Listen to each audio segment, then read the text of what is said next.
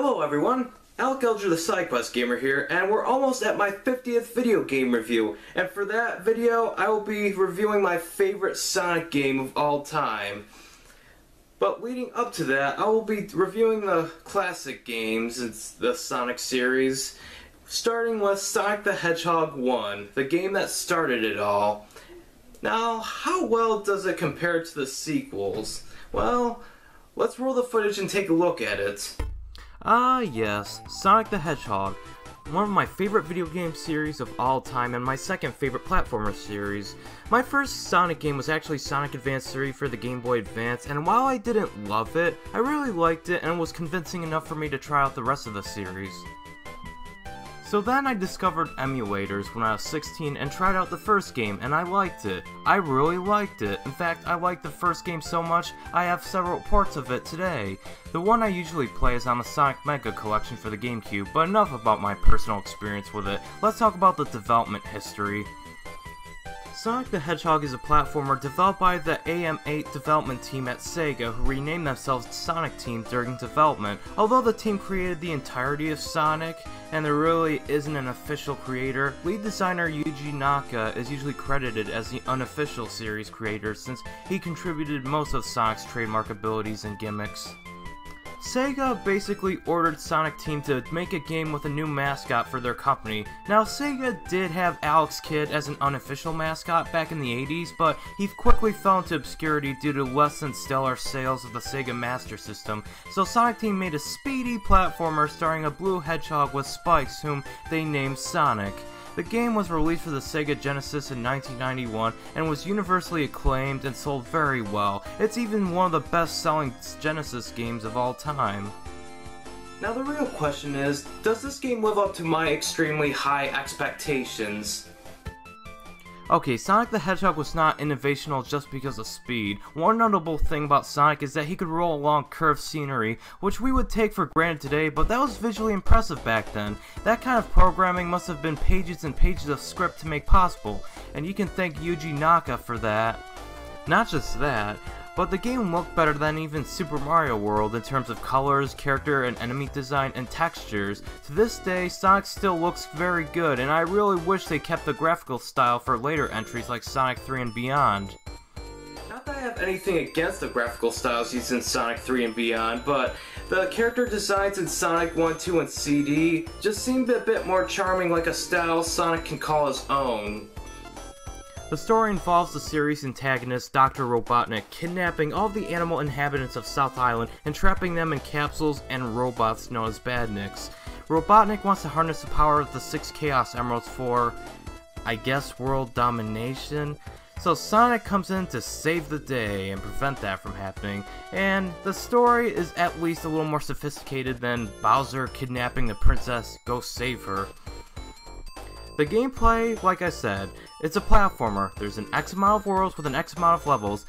The last level of each world would commonly have a boss battle, but in Sonic the Hedgehog, the worlds are called zones and the levels are called acts. Also, Sonic can collect several rings that act as hit points. If he gets hit by an enemy or hazard, he has seconds to regain a few of the dropped rings, so he can have that extra hit point back. But if he has 0 rings, an enemy projectile can kill him.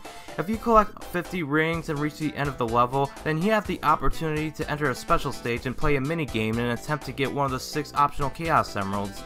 More on the special stages later because I have a lot to talk about with those special stages. And like I said before, there is a boss battle with Dr. Robotnik at the end of each zone, which really could have gotten repetitive if they pulled a Bowser and made him the same boss with the same pattern but slightly harder every time. But no, they made him have a different attack pattern and different weakness every time you face him. The levels themselves are designed very well and creatively. The first world, Green Hill Zone, has the most iconic Sonic theme of all time. Green Hill Zone is a perfect starting world, but after Green Hill Zone, the game puts a little more emphasis on platforming rather than speed. Marble Zone is probably the platformiest of the 6 zones, where you have to avoid the traps like lava and spikes and activate platforms with switches and such. A lot of people hate this zone, but I don't mind platforming if it's done well, and even though the spike platforms can be cheap sometimes, the zone was pretty fun in my opinion. Spring Yard Zone has so many springs throwing you up in the air, and it gets faster, but there's still some platforming involved, like a mix of the previous two zones. Although, I hate that blue rolling bot that makes me lose all of my rings before I get to the end of the level. He's so unpredictable. But I will say, Spring Yard Zone is slightly easier than Marble Zone. The fourth zone is known as Labyrinth Zone, and it is one of the most annoying, most hated Sonic zones. It is my second most hated zone in any Sonic game, losing only to Metropolis Zone from Sonic 2. Basically, you're underwater, making even running pretty slow. Then there's these arrows that shoot at you, then there's spike enemies that are hard to kill, and anything promising you that you will not have 50 rings at the end of the level unless you played it before and know what to expect. This is usually my game over point, since Sonic the Hedgehog 1 has no save system, password system, nor infinite continue system. And that's why, if you play Sonic 1 for the first time, get the 3DS or iOS version since they have a useful save system. Not that I have anything against a beat-in one sitting concept, but it seems so archaic and kinda dates the game. Also, if you get the iOS version, get a Bluetooth controller since the touchscreen controls suck.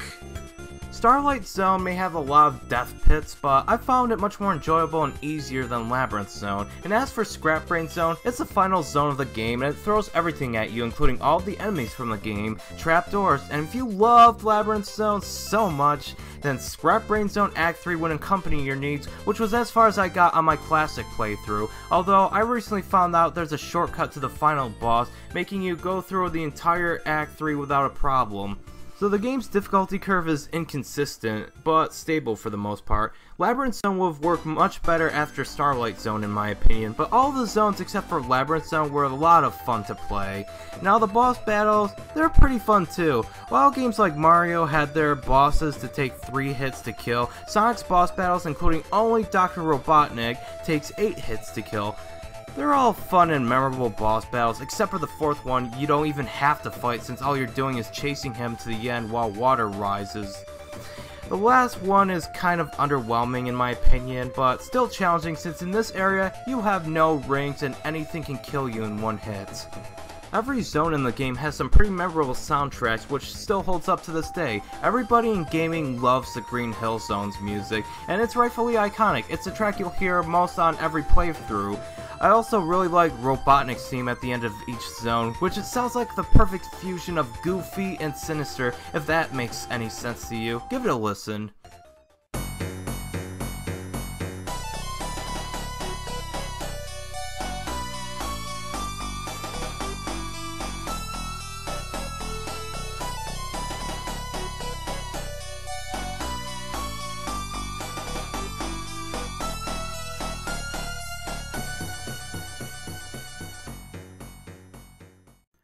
Now the game's soundtrack was composed by, I'm sorry if I mispronounce this, Masato Nakamura, and I have to say, well done. It's stuck in every retro gamer's head and I love it. Now, I previously mentioned that there are special stages, and basically they're kind of a roll the marble, except the board's automatically moving and you're the marble who has to jump button and can turn the stage's rotation around by hitting the black and yellow R circle on the walls. In order to get the stage's Chaos Emerald, you have to navigate the stage and break the multicolored rhombuses surrounding the Chaos Emerald, and if you touch it, you win and collect enough rings on the special stage, you win a continue, which you can use at the game over screen if you lose all of your lives. Trust me, stock up on continues if you're playing this the classic way. I honestly have a few gripes with the little control I have over Sonic in the special stages, but they're okay, I guess. And knowing they're optional, it's not a major criticism of the game. I do like the special stages better than Sonic 2's special stages, which I'll talk about in my Sonic 2 review next week. Now, if you were hardcore enough to get all the 6 Chaos Emeralds, the ending is pretty much the same except that flowers grow around Sonic. And before you ask, no, you cannot turn into Super Sonic in this game. That gameplay feature is not introduced until Sonic the Hedgehog 2.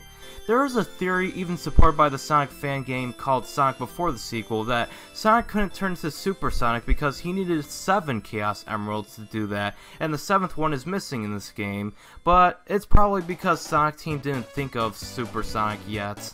But overall, Sonic the Hedgehog is amazing. It's not as speedy as its sequels, but for a first entry, the game surprisingly aged very well, and it's still just as fun to play as it was back then. I would give this game a 93 out of 100.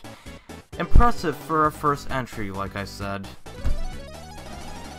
I do wish that it had the spin dash introduced in Sonic 2, but at least the remakes of Sonic 1 include the spin dash as an option, so that's pretty good.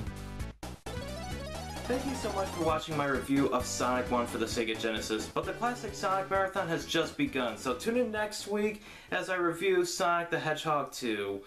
Thank you so much for watching. Remember to stay awesome, my friends.